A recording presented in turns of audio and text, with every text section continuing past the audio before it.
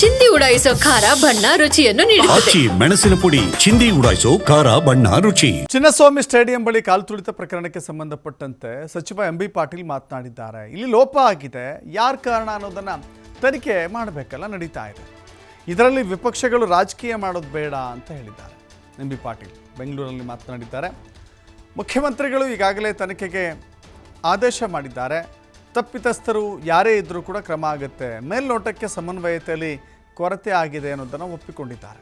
ಘಟನೆಯನ್ನು ಯಾವುದೇ ಕಾರಣಕ್ಕೂ ಸಮರ್ಥನೆ ಮಾಡಿಕೊಳ್ಳುವುದಿಲ್ಲ ಅಂತ ಹೇಳಿದ್ದಾರೆ. ಇಲ್ಲಿ ಕೋಆರ್ಡಿನೇಷನ್ ಮಿಸ್ ಆಗಿದೆ ಅನ್ನೋದನ್ನು ಒಪ್ಕೊಂಡಿದ್ದಾರೆ. ಸಮನ್ವಯದ ಕೊರತೆ ಕಾಣ್ತಾ ಇದೆ ಅಂತ ಹೇಳಿ.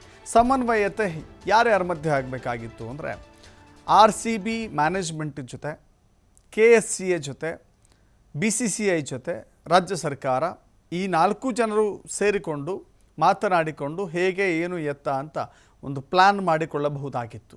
ಆದರೆ ಈ ಪ್ಲ್ಯಾನ್ನಲ್ಲಿ ಮಿಸ್ಟೇಕ್ ಆಗಿದೆ ಅನ್ನೋದು ಸಾರ್ವಜನಿಕರು ಮಾತಾಡ್ತಿದ್ದಾರೆ, ಸಾಮಾನ್ಯ ಜನ ಕೂಡ ಹೇಳ್ತಾ ಇದ್ದಾರೆ. ಇದೀಗ ಸರ್ಕಾರದ ಭಾಗವಾಗಿರುವಂಥ ಸಚಿವರು ಕೂಡ ಅದೇ ಮಾತನ್ನು ಹೇಳಿದ್ದಾರೆ. ಎಲ್ಲ ಘಟನೆ ಇದೆ, ಇದೆಲ್ಲರಿಗೂ ಕೂಡ ಅತ್ಯಂತ ನೋವಿನ ಒಂದು ಸಂಗತಿ. ಇವತ್ತು ಸುಮಾರು 11 ಜನ ಪ್ರಾಣವನ್ನು ಕಳ್ಕೊಂಡಿದ್ದಾರೆ. ಇನ್ನೂ 20-25 ಜನ ಆಸ್ಪತ್ರೆಯಲ್ಲಿ ಚಿಕಿತ್ಸೆ ಪಡ್ಕೊತಾ ಇದ್ದಾರೆ. ಸದ್ಯ ನಾವು ಬಯಸೋದಿಷ್ಟೇ, ಅವ್ರೇನು ಗಾಯಾಳುಗಳಿದ್ದಾರೆ ಅವ್ರಿಗೆ ಉನ್ನತ ಮಟ್ಟದ ಟ್ರೀಟ್ಮೆಂಟನ್ನು, ಅವಶ್ಯಕತೆ ಬಿದ್ದರೆ ಖಾಸಗಿಯಲ್ಲೂ ಕೂಡ ಅವ್ರಿಗೆ ಟ್ರೀಟ್ಮೆಂಟ್ ಮಾಡುವಂಥದ್ದು ಆಗಬೇಕು. ಮುಖ್ಯಮಂತ್ರಿಗಳು ಈಗಾಗಲೇ